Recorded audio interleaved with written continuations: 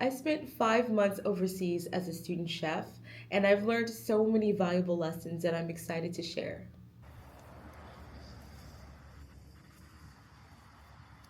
The first thing that I learned being a student chef overseas was trust. Trusting in the process, trusting that things were going to work out. As you might know, I am an older college student applying for transfer right now.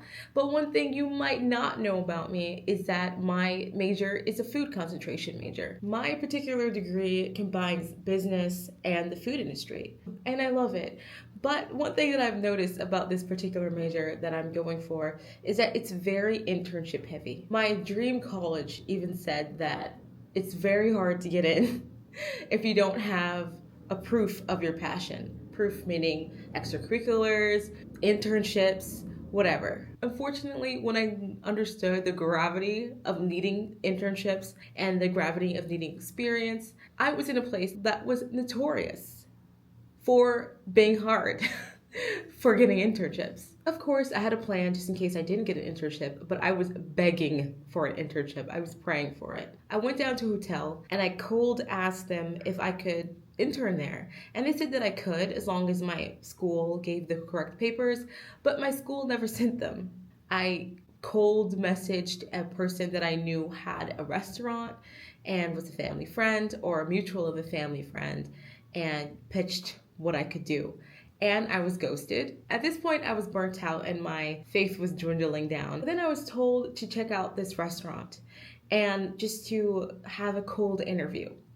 All of these are cold. But anyway, so I went ahead and I did that. And honestly, I did an awful job because it was very short notice. I hadn't practiced my interview skills because I was so worried about building up my resume. And I just winged it, did my best. And for some reason, I got the internship. I had absolutely no formal culinary experience. Of course, I've been cooking for years in my home, but I never had any formal experience. And what this process told me was to stop trying to control every single thing and trying to force things to happen and just let go and just trust in the best and trust that you're going to be guided to the best thing. And that was a really huge lesson that came out of this. The second thing that I learned when I started the culinary internship, and that is to act like an asset wherever you are because you are one. When I first started, I was so nervous. I hadn't done anything elevated like that before. I thought that it was going to be the biggest jump ever. I thought that I'll be getting in other people's way and I won't be very useful. But no,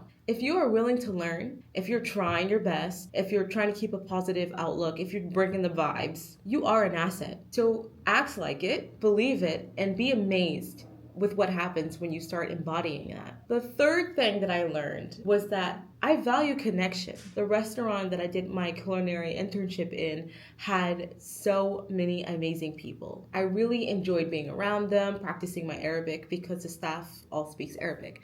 I enjoyed being with them so much. However, the kitchen is set up in a way where there's a glass display in the beginning. So it's like a glass separating the chefs from the clients, not the clients, the customers, the people eating the food. And I would see so many cool people. I would hear so many different languages being spoken. And one thing that I noticed is that I was really, really sad that I couldn't talk to them. One thing that I felt was really disconnected in that way. That was really surprising to me because I usually spend time on my own and I like to get things done on my own, but I realized that I really value connection with other people. I really value connection with food. I really value connection with the earth. Like, I really care about connection and being connected with everything. The fourth thing that I learned is that mastery is the result of repetition and consistency. When I first came into the kitchen, I was only on avocado mash duty. Now that I'm 1 day away from completing 5 months, I can make pretty much anything on the menu. That did not happen overnight. It happened because I kept on showing up, I kept on trying, I kept on burning things, I kept on making mistakes, and I just kept on trying my best. And over time, with repetition and consistency, yes, it's kind of awkward at first. Yes, you might stumble a bit. But when you do stumble, you do learn to make stronger strides with each step. The last thing that I learned is the importance of learning languages. As I said before, this restaurant was overseas in an Arab country, and I speak Arabic pretty well. I've been learning it for a while. But this really, really pushed me and really showed me how powerful language learning is. Because when you learn a language, you're connecting with people on a whole different level. You're unlocking a whole world for yourself. Because when you just speak one language, and it's okay if you only speak one language, and if you only want to speak one language, it's completely fine. But for me personally, I realized that when you do speak a language or another language, you're unlocking a whole set of other things. Because everything that we're experiencing right now as English speakers is what was made for English speakers. So the shows that you watch, the podcasts you listen to, the YouTube videos that you have, the people that you're around maybe, they're all speaking one language. But when you learn a different language, like for example Arabic, you are unlocking a whole different other world. You're unlocking different countries, you're unlocking different strangers, different timelines, different experiences. Oh my god, I'm getting excited. Different shows. Like, you're unlocking so much when you're learning a different language. And one of the things that I noticed, because I'm not fluent yet, I am intermediate, high intermediate. I'm at that annoying stage before when you're not fluent yet and you're trying to like take yourself to fluency, but it's just not working out. So that's pretty much the stage that I'm at. This has 100% made me want to continue going full steam ahead into learning languages. I want to complete Arabic right now. I want to get that down and get that fluent. So that was one thing that I learned from this experience, is that I really, really care about languages and I want to learn so many because I just want to experience the world. I am a huge travel person. I love traveling and I just want to experience the world. I want to talk to people, I want to connect with people, and I want to speak with people in their language. And there's so many different places I want to go. So I've learned so many different experiences and I can't wait to take all these lessons and bring that with me wherever I go, because I don't know where I will be at the end of the year. I could be in, like, I don't know, because each and every university that I apply to is in a different place, so I don't know where I'm going. But I would love to take this there. I would love to continue connecting with people, continue learning other lessons and sharing those lessons with you if you like this.